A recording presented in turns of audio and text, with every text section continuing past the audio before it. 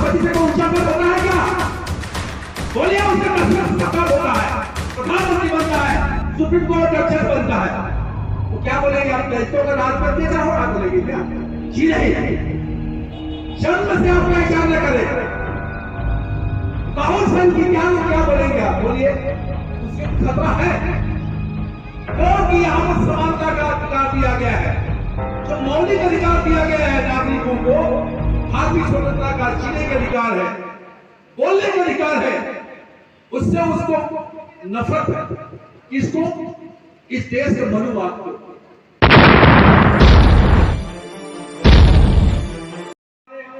अंबेडकर साहब ने और तमाम उन लोगों ने, महात्मा फुले से लेकर गुरु घनश्याम, तमाम लोगों ने लड़ाई लड़ा है, तब कहीं जाके संविधान बना है। दूसरी बात यह है कि क्या भारत के संविधान को जब पास किया गया तो उसमें एससी, एसटी, ओबीसी लोगों ने पास किया? देखिए, हम जितने लोग अगर बात कर रहे हैं, सुन रहे हैं, मैं आपकी नीयत पे कोई मुझे शक नहीं है। आप क्या चाहते हैं मैं समझ रहा हूं, आपकी नीयत क्या है मैं समझ रहा हूं। आपकी नीति और नीयत बहुत बढ़िया है कि इस देश में लोकतंत्र हो, लेकिन साहब आप रास्ता गलत जा रहे हैं। कैसे? इसीलिए बोल रहा हूं, रास्ता गलत क्यों जा रहे हैं? जब आप कहते हैं 85% हम हैं, तो 85% क्यों एक नहीं है? उसके पीछे कारण हमने बाई बर्थ, जन्म से, जन्मगत ढंग से लोगों को पहचाना, हमने कर्मगत ढंग से लोगों को नहीं पहचाना। और इस काम को महात्मा बुद्ध ने बहुत पहले पहचान लिया। हद कीजिए, अगर महात्मा बुद्ध क्षत्रिय नहीं होते, अगर कोई दूसरे होते, तो क्या उसे आप उत्तम शरणम गच्छामि बोलते या नहीं बोलते? बोलिए, बोलते? बोल रहे हैं। इसलिए बुद्ध की पहचान कर्म से होते, जन्म से नहीं है। और कबीरदास, महात्मा फूले और भी तमाम लोग, हमारे एक नहीं हजारों लोग हैं, उन्होंने अपने जन्म के पैदा होने के जो उनका अपना विचार है उसके खिलाफ काम किया। इसके एक नहीं हजारों उदाहरण है। अब संविधान की बात यहां हो रही है, मैं आपको पूछता हूं, और बहुत सर्वज्ञात बात है कि भारत की संविधान सभा ने जब संविधान को कहा कि ओके हम पास कर रहे हैं, तो आप बताइए विरोध करने वाले कोई थे नहीं थे? वो लोग, और जो पक्ष में वो लोग थे, क्या एससी, एसटी, ओबीसी लोग? नहीं। यही हम पहचान कर सकते हैं। जो वहां संविधान सभा के पक्ष में थे, उसमें जात के ब्राह्मण भी थे। पंडित नेहरू ने क्या संविधान का विरोध किया?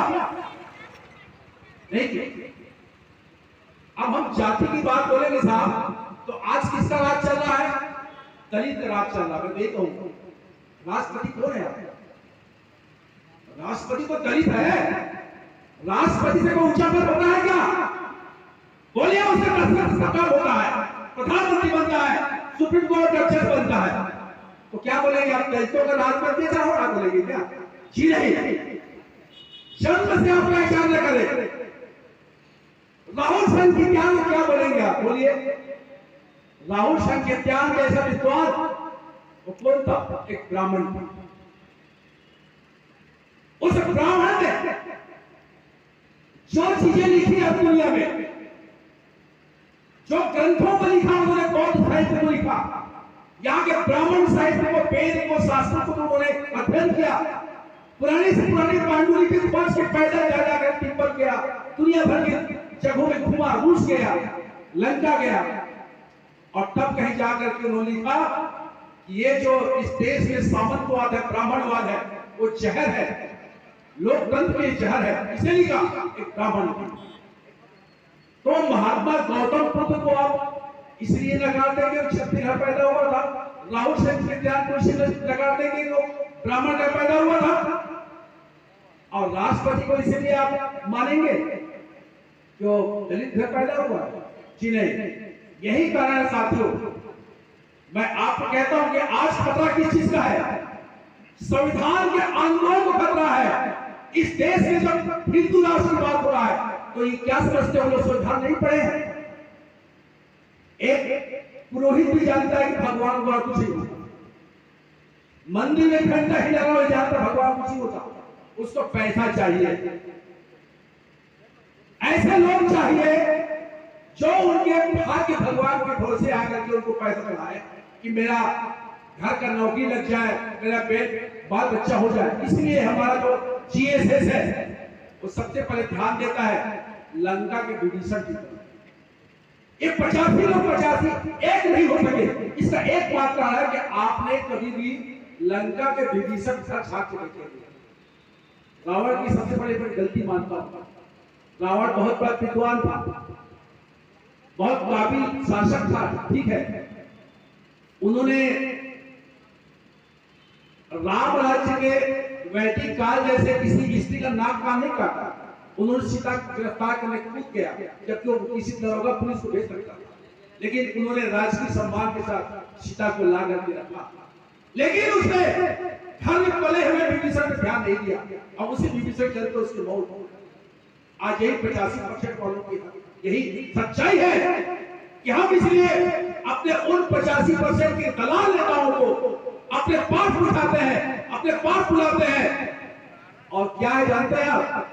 मैं दो मिनट में बोलूं। आप बोलते हैं संविधान खतरे में है। क्यों खतरे में है? एक सामंती के लिए जो इस देश में मनुवाद लागू करना चाहता है उसके खतरा है, क्योंकि यहां पर समानता का अधिकार दिया गया है।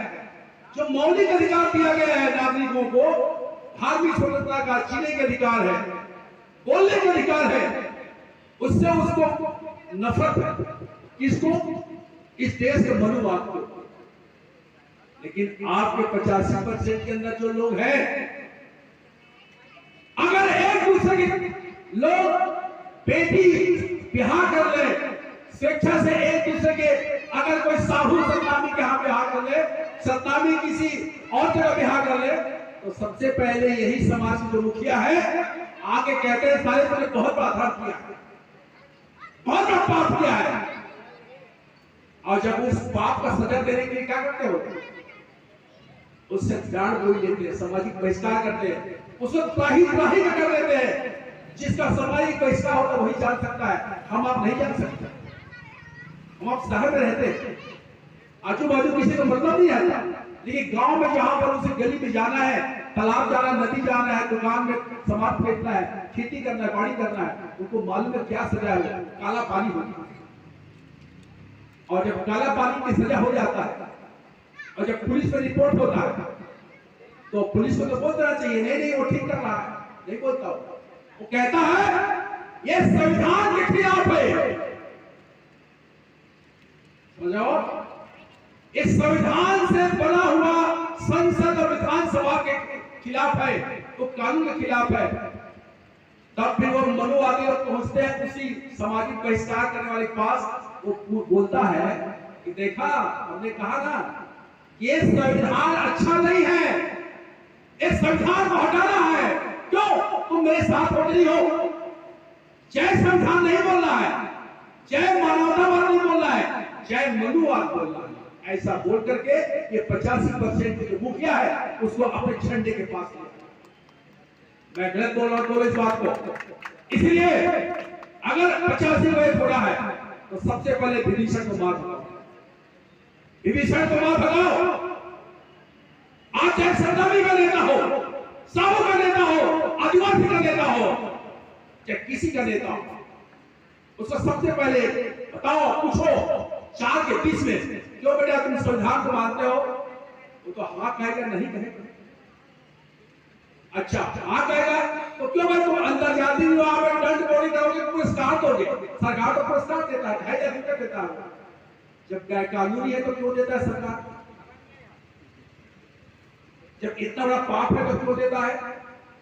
तो ऐसे विभीषण को जो कहता है कि मैं संविधान नहीं मानता, आप आप उसको किक मार निकालो, जैसे रावण ने विभीषण को किक मार निकाला, तभी जाकर के आपका ये 85% की बात होगा।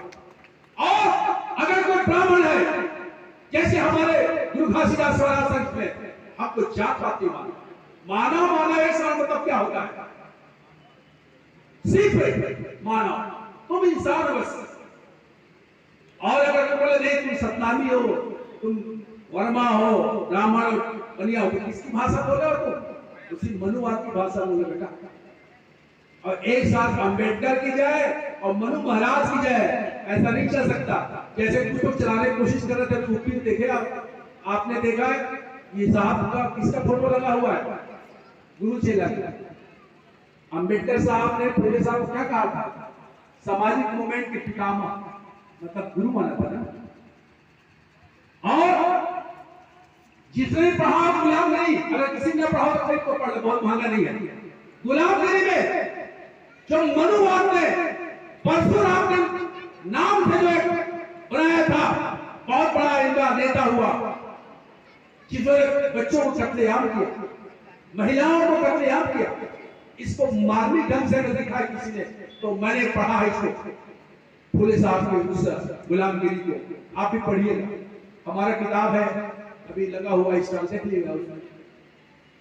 उस मनु महाराज के बारे में, उस मनु महाराज के सबसे बड़े नेता परशुराम के बारे में अंबेडकर की क्या बोला उन्होंने?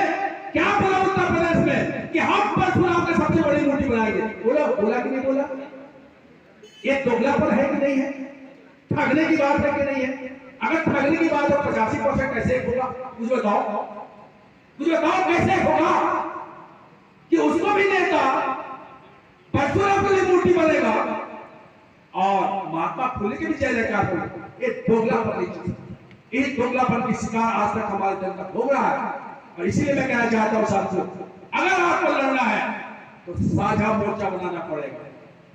ये जो भी मैं पढ़ा हूं, मैं बहुत खुश हूं, मैं इसीलिए आया कि साझा मोर्चा में कौन कौन है? ओबीसी भाई, दलित भाई है, गौड़ आदिवासी भाई है, और ज्यादा बेहतर होता अगर कोई ब्राह्मण भी रहता तो और सोने से होता हो जाता।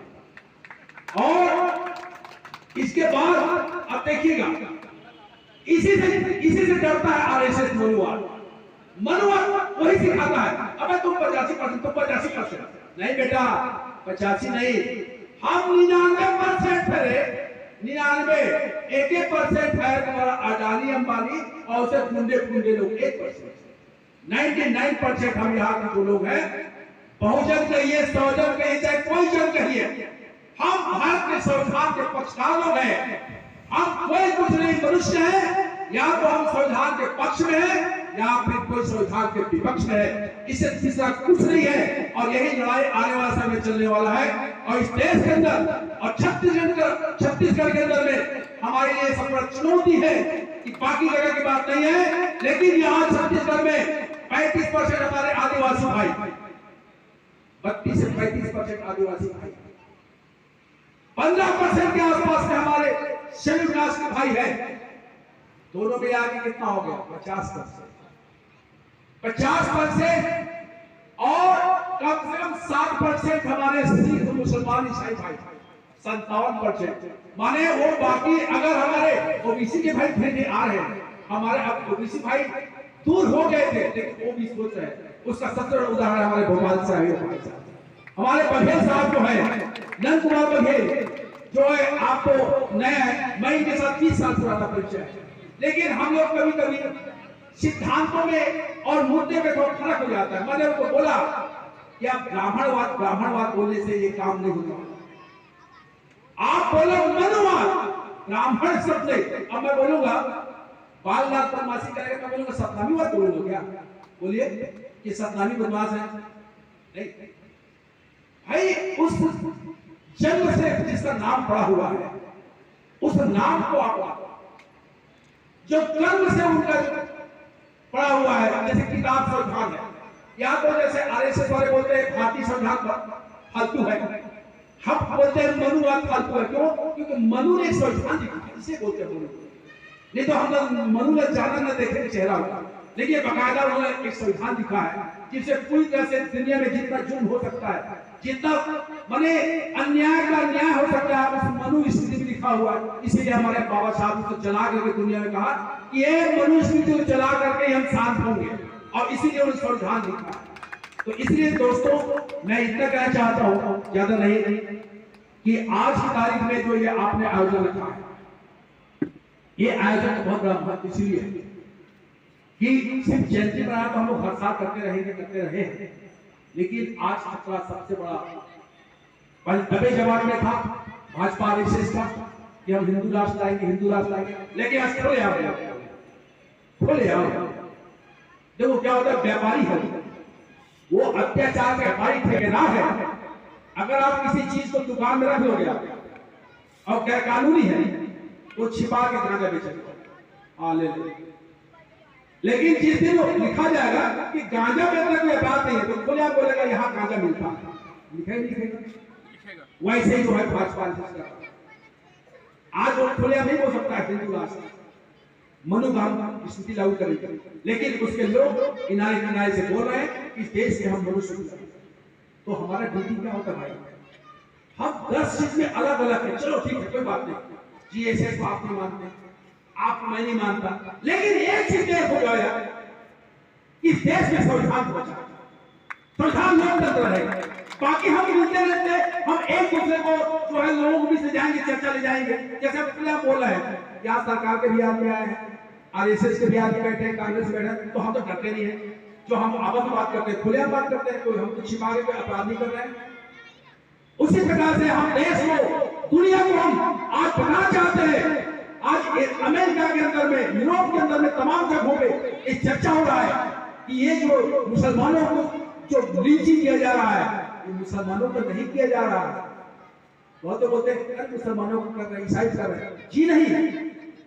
वो चाहते हैं कि पहले मुसलमानों की जो संख्या इनका 20% है पूरी आबादी में, इनको अगर हम लोग तहस नहस कर दिए, जो एससी एसटी जो लोग हैं, ओबीसी के लोग जो थोड़ा बहुत मीनार है, उनको सालों को हम ऐसी खत्म कर, वो हमला मुसलमान भाई पे नहीं है, वो हमला हमारे ओबीसी एससी एसटी पे है। इस सोच लीजिए इस बात को, ये धोखे मत रही है कि मुसलमान साथ बुरा है। इसलिए हमारी संसद जीएसएस अभी जो मॉब लिंचिंग का घटना हुआ, हम हर जगह उसका विरोध करते हैं। हम कथा भावक हम नहीं पहुंचते, लेकिन कोई कथा भावक कहता है हम विरोध नहीं करते, उसके धार्मिक आजादी है, लेकिन उस धार्मिक आजादी के खिलाफ में उसकी स्वतंत्रता को हनन करने के लिए कोई अपना फरमान जारी करेगा, हम उसके खिलाफ करते हैं। हमारे जीएसएस ने हमारे साहू भाइयों के साथ मिलकर के हमने रायपुर में यामिनी देवी साहू का जो उन्होंने नफरत होया था, उसको धमकी दिया था, उसके खिलाफ हमारी संस्था जो एफआईआर किया और मुख्यमंत्री को चैलेंज किया। वहां रायपुर का जो डॉक्टर अम्बेडकर साहब इंस्टीट्यूट साहब ने, आपने देखा होगा सोशल मीडिया में, और उसका कारण है 2 लोगों को 1 हफ्ते में गिरफ्तार किया। तो हम भागवत नहीं कहते, इसका मतलब ये नहीं है, आप कहिए ना भागवत, राम राम कहिए, हमें कोई आपत्ति नहीं साहब, राम के राम राम कहिए, कोई जय कृष्ण कहिए, ईसा कहिए, अल्लाह कहिए, सतनाम कहिए, लेकिन ये आपका व्यक्तिगत आजादी है। इसको आप राजनीति में, राज में नहीं लेंगे। आप मंत्री हैं, आप कलेक्टर एसपी हैं, आपके घर में आप रात्रि पूजा कीजिए, लेकिन ये हमारा देश सेक्युलर देश है, धर्मनिरपेक्ष देश है। इस धर्मनिरपेक्षता को बनाना हमारी ड्यूटी है, और धर्मनिरपेक्षता सेक्युलरिज्म जब तक रहेगा तब तक हम आजादी से जी सकते हैं। जिस तारीख को ये देश सेक्युलरिज्म खत्म हो जाएगा, हिंदू राष्ट्र हो जाएगा, तो हम आप यहाँ कुर्सी बैठ के बात कर रहे हैं, तो क्या समझते हैं इसी बैठेंगे, आपको उठा के मारकर डंडा ले जाया जाएगा, बंद किया जाएगा, वो आगे दौर आने वाला है। तो हम आप ना करें। बहुत सारे मेरे असहमति हो सकता है आपसे, लेकिन इस संविधान को बचाने की लड़ाई में, इस आंदोलन को बचाने की लड़ाई में हमको आगे आना है। यही आह्वान के साथ में मैं सब साथियों को बहुत बहुत धन्यवाद देता हूँ। जिंदाबाद, जय भीम, जय भीम, जय जोहार, जय किसान, जय सतनाम, जय सतनाम। धन्यवाद।